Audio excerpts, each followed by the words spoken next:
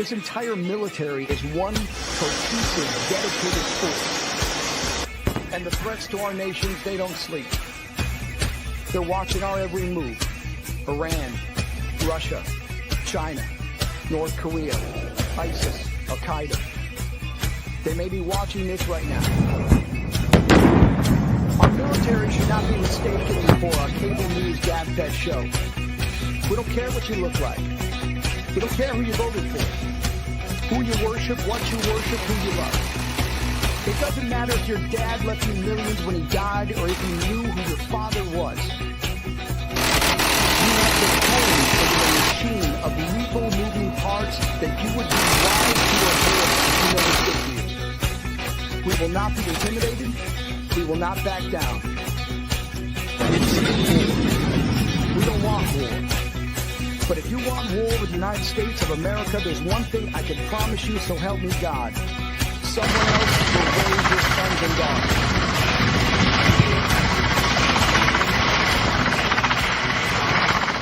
Military Broadcast Radio, the station that's giving veterans a voice. Find us on the web at mbradio.com. And do not necessarily reflect the views or positions of any entities they represent. Find us on the web at mbradio.us.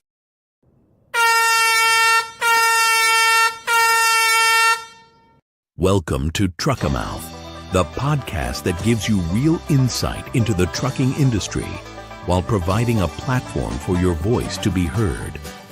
Whether you're behind the wheel, managing logistics, or just passionate about the industry, this is the place to build confidence, share experiences, and stay informed. Join us as we tackle the challenges, celebrate the wins, and drive forward. Hello, everybody. Welcome to my underground studio. I'm down here giving veterans a voice. I'm TruckerMouth, and you're on the road show. Welcome, everybody. Today, well, on a road show here, we talk about issues in the transportation industry and how it affects America. I used to say just the American trucking industry, but I broadened my horizons to the whole the realm of transportation. Today, where the topic is cargo theft, which is one of the biggest topics in the news right now. It's got so bad. You know, is it a gang of thugs or masterminds? It's that advanced. It ain't just people cutting locks anymore and grabbing freight, you know, doing smash and grab. And, you know, the more I looked into this, the more that it's bigger than I thought. It's worse than I thought. So let's get on the road. It's where the targets are trucks or trains. Criminals are stealing cargo and disrupting the U.S. supply chain and everywhere imaginable. They're disrupting the supply chain.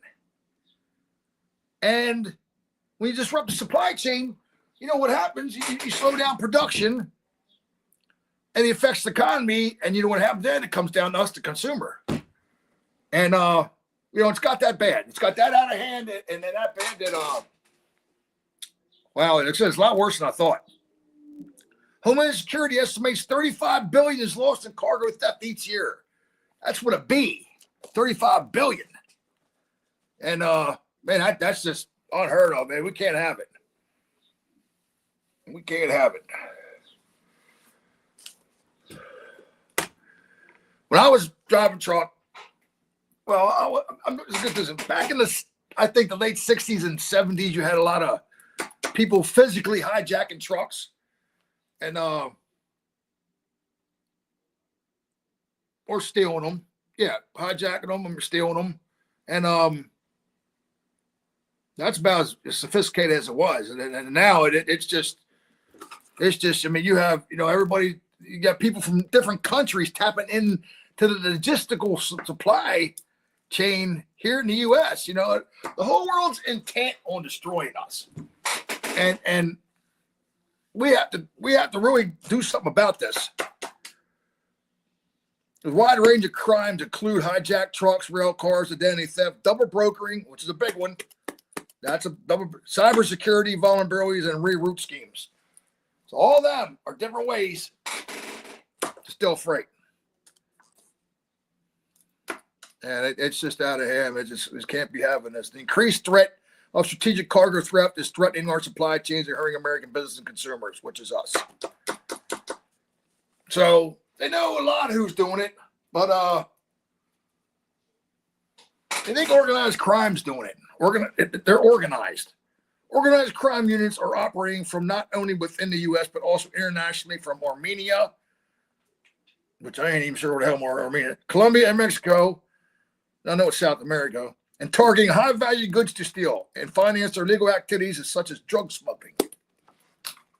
So they're selling, they're hijacking these trucks, they're getting the freight, selling it, and they're using that to finance their criminal empires. Oh boy! Small business trucker needs protection from increased instances of fraud freight. They target the small business trucker or the owner operator because they don't have, a lot of times they don't have the resources that your big carriers have. They don't have the resources and the sophistication and all that. So they're targeting them.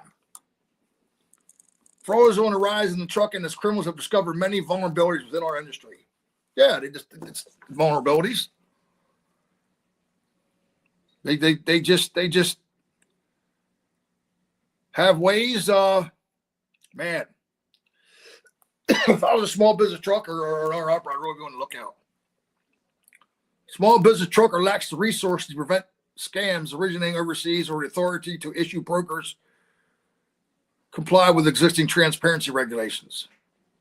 Like I said, the small business trucker, the only operator, doesn't have a lot of time the sophistication and the software and all that the big carriers have. And they're being targeted more.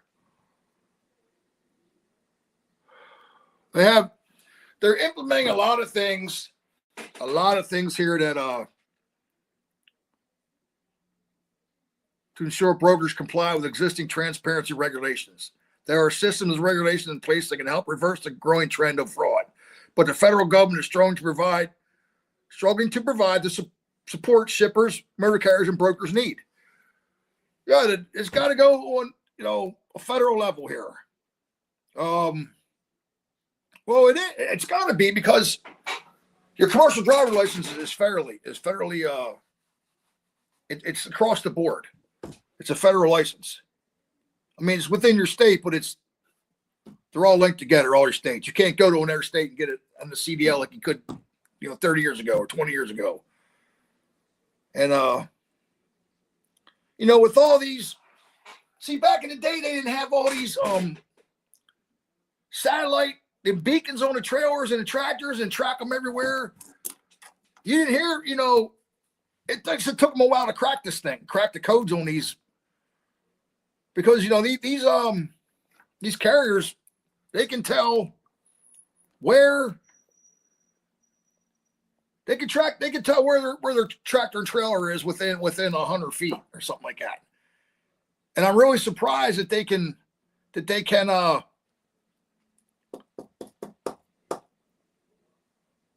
I'm really surprised they got the sophistication to get around that. And there's small business truckers are going out of business. One episode where they deliver a load, to the wrong person, or they somehow they got schemed to do it like that, double brokered. See, when you're double brokered is you got a fraudulent trucking company accepts a load from a broker. Now a broker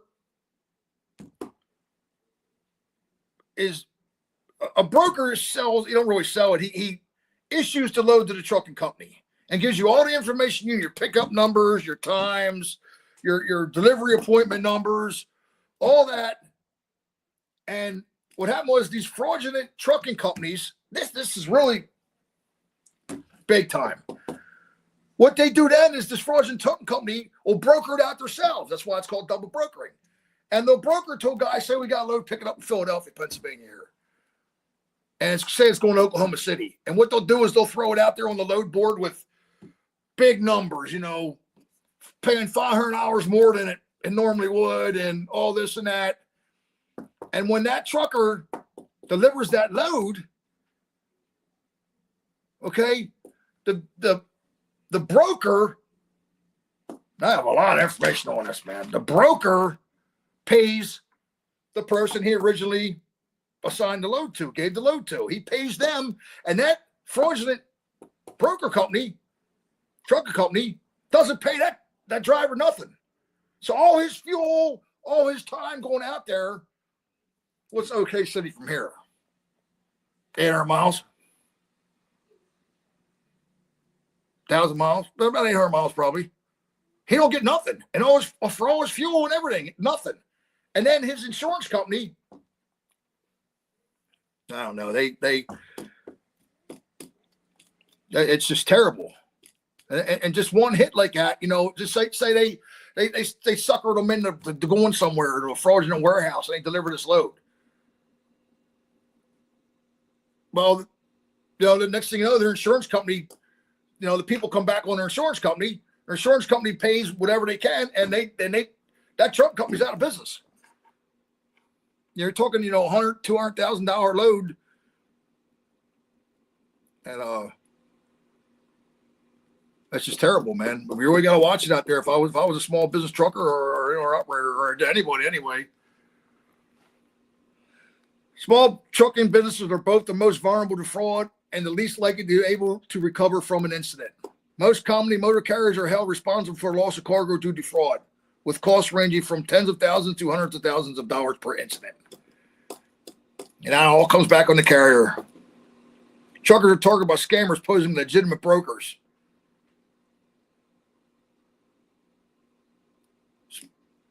Many small trucking companies fall victim to double brokering. This is when criminals pose as motor carriers, what we talked about, to acquire loads from brokers, then pose as brokers looking for truckers to complete the haul. When the freight is delivered, the legitimate broker issues a payment to the fraudulent actor, and the trucker who actually hauled the cargo is left high and dry with nothing, and he eats everything. I don't know how many small business truckers can afford that. Nobody. Even small fleets can't. Even small fleets can't. They can't absorb that. And then also what they do is, other than double brokering, they steal identities from motor carriers, and they reroute them. They reroute trucks. I'm telling you, it's something, man. It's really bad. It's already a tough industry. And now you got this. So it's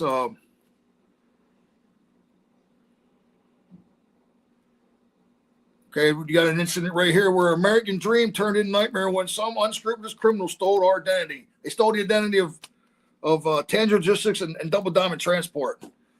By capitalizing on our good name, they tarnished our reputation we spent over a decade to earn. The criminals posed at Tangier Logistics through a fake email account and brokered loads to unsuspecting motor carriers who delivered the cargo while the scammers pocketed the money. In one example, the criminals pocketed a load of energy drinks worth more than $100,000. That's just energy drinks. Load energy drinks. What's a can of Red Bull go for? I mean, I don't drink the stuff, but what's a can of Red Bull go for? $3-4? And you got 26 pallets in a truck? 60,000 cans of Red Bull? Do the math. Maybe TruckerMouth ought to hijack a truck somehow. He needs the money. All right, so the Federal Motor Carrier Safety Administration, the FMCSA,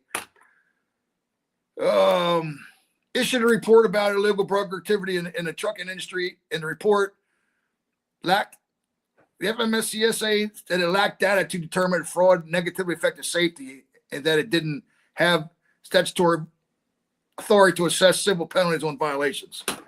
So your Federal Motor Carrier Safety Administration kind of has their hands tied, looks like, on this. And but they're coming up with stuff. They're coming up with stuff here, man. Urge here, okay, household goods, consumer protection, okay. All these different acts and committees and subcommittees were formed. It's mind-boggling. And a lot of these things, for transportation industry. Each year, Household Goods Shipping Consumer Protection Act, the Household Goods Shipping Consumer Protection Act, all these acts too, were introduced into the bill to restore Federal Motor Carrier Administration's authority to issue civil penalties against bad actors. The legislation also required brokers, freight forwarders, and carriers to provide a valid business address to the FMCSA before acquiring operating authority. Yeah. The industry's so tight. Industry's so tight to begin with. I don't see how they're getting around this. Well, it's time for a commercial break. And then when we come back, it's going to be more on the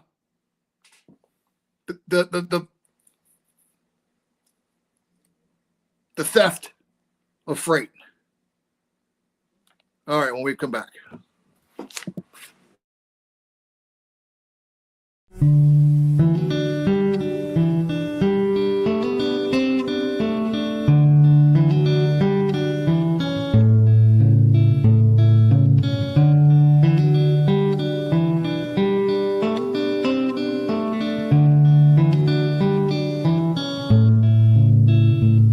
To a hero, I say, I hope to see you again on some sunny day. And to a hero, and the love you left behind, I'll try my best to pass it on till the end of my time. And to a hero, you're gone, but I have no doubt that you have made it home.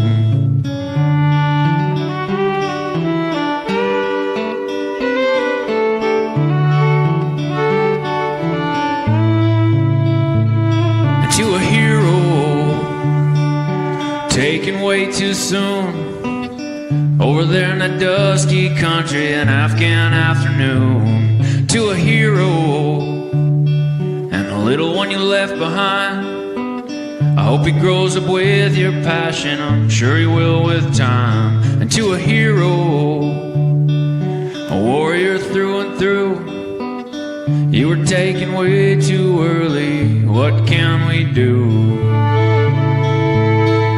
Well, we can try to keep your spirits alive, we can try to be nice, we can not take for granted all the beautiful things in our lives. We can be the change we want to see, and we can listen to the wind pass through the trees. We can speak the words we know are true for our hero. Military Broadcast Radio, the station that's giving veterans a voice. Find us on the web at mbradio.us. Welcome, Quack. Opinions expressed in this program are those of the speakers and do not necessarily reflect the views or positions of any entities they represent.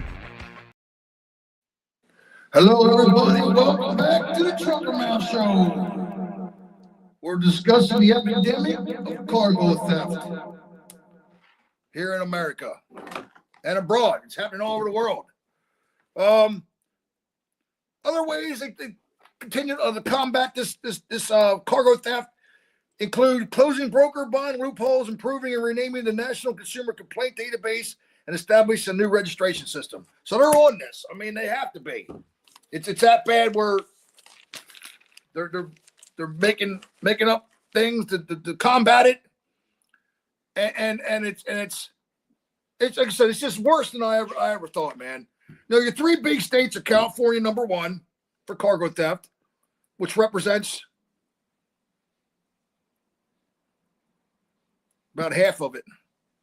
Texas is the big two, and Illinois is the big three. It's where these stuff's happening at the big one. And Philadelphia's probably, it's been happening down there. I'm not far from here, and it's been in the news. So, in February 2024, Kentucky police concluded an 18-month investigation that resulted in several arrests from a cargo theft ring, alleged response for $10 million of stolen freight. And that's in Kentucky. I mean, ain't a whole lot happens in Kentucky. According to the data from CargoNet, the estimated average value per theft increased in 2024, rising from $187,895 in 2023 to $202,364 with an estimated loss of nearly $455 million. So these loads are getting more expensive because everything's getting more expensive, and it's $187,895 to $202,000 per load that they're stealing. Like I said, they're targeting things. When I drove truck, I didn't really haul a lot of cardboard and spring water, and I don't know. I was hauling some pharmaceuticals around there for a while. They were high-dollar loads, but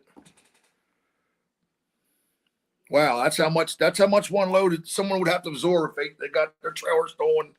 And always put a kingpin lock on your trailer, at least that. And the kingpin lock goes around the kingpin where you hook into the trailer at, and then in the back put some kind of good lock that is real hard to get through, like them shipping container locks. I've seen a lot of that. Boy, they were hard to get off even with a key. Thieves are seeking more bang for the buck by targeting riskier, high value loads. And it's not just whole loads they're after.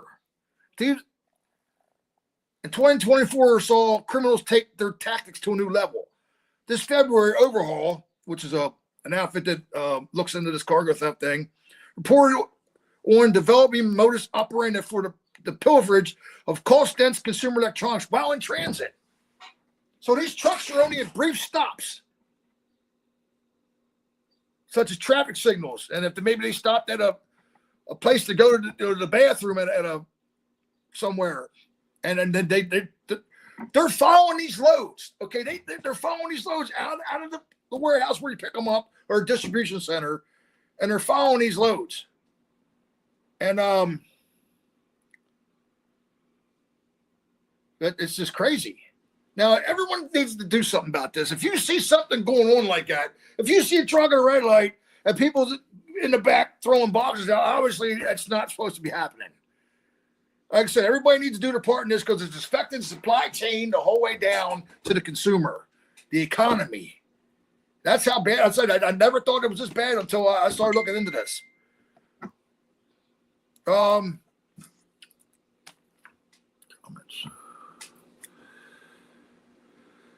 Hey, okay, man. Yeah. So I mean, legislative help.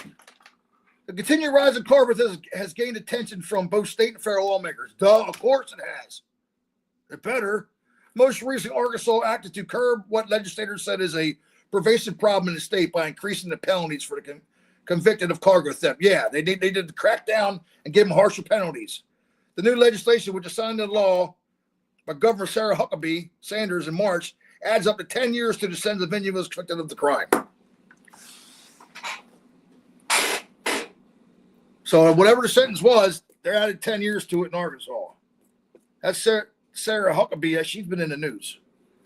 In November 2023, North Carolina took a similar course of action to address cargo theft by increasing penalties for those convicted based on the value of the property stolen. So the higher value of the load that's stolen or the property stolen, you're going to jail longer.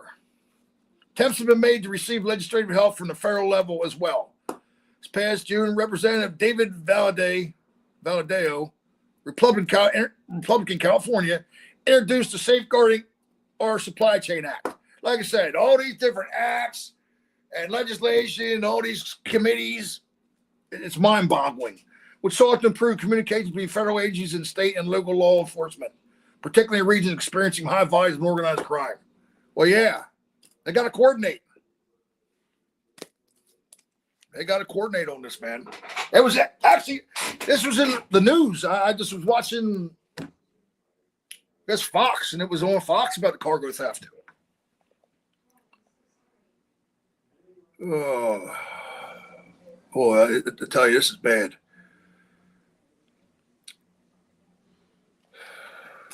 Okay, so another bill would help the Federal Motor Carrier Safety Administration fight back against fraud has been introduced to the House and Senate. Delaware, Eleanor Holmes Norton, DDC.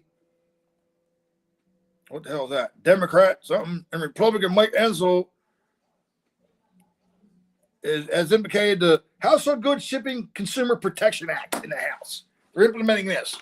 The Household Goods Shipping Protection Act. See? Here we go. Where are we at here? Yeah, the Household Goods Shipping Consumer Protection Act. So the act, this and that, do something about it. TruckerMouth don't like it, putting the hammer down on cargo theft.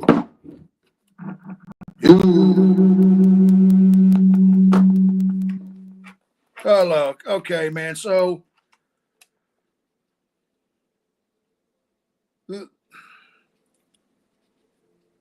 okay. Tammy Duck introduced efforts in the Senate. The bill would restore and codify FMSCA's authority to issue civil penalty. Yeah. You said that. Provide valid business address before acquiring an authority. Yeah.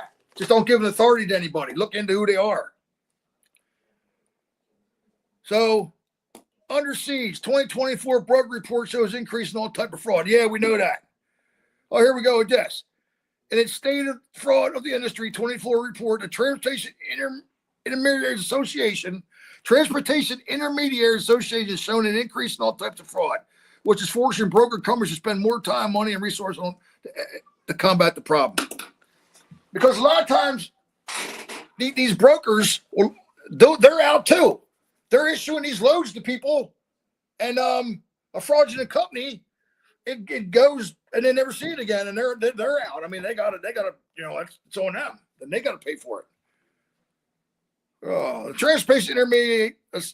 Transportation Intermediaries Association President CEO Ann Rank said in a statement, when people think of fraud in the supply chain, they only see what's happening to a business. They're not seeing the trickle-down effect to consumer and the economy. Fraud is a multi-million-dollar problem that needs to be addressed today. Yes, it needs to be addressed today because it's affecting us. It's that bad. It's that bad of an epidemic that it's affecting the consumer.